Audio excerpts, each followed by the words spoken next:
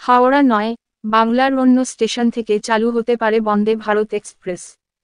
হাওড়া নয়, এবার পশ্চিমবঙ্গের অন্য একটি স্টেশন থেকে চালু হতে পারে বন্দে ভারত এক্সপ্রেস, যা পশ্চিমবঙ্গের ষষ্ঠ বন্দে ভারত এক্সপ্রেস হতে চলেছে।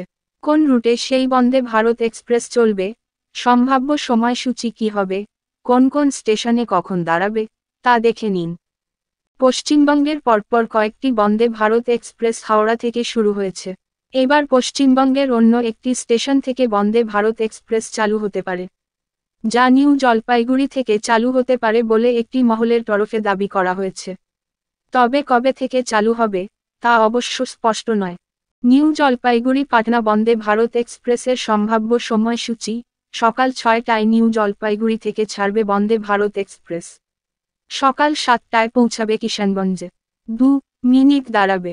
সকাল 8টা 30 মিনিটে পৌঁছাবে কাটিহারে, 5 মিনিট দাঁড়াবে। তারপর দুপুর 1টায় পাটনা জংশনে পৌঁছাবে।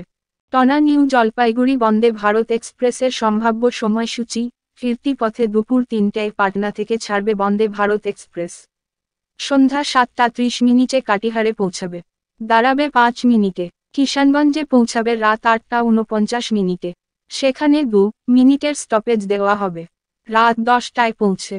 সম্ভাব্য সময়সূচি অনুযায়ী সপ্তাহে 6 দিন new Jalpaiguri Patna new Jalpaiguri Vande Bharat express চলতে পারে: সোমবার, বুধবার, বৃহস্পতিবার, শুক্রবার, শনিবার এবং রবিবার।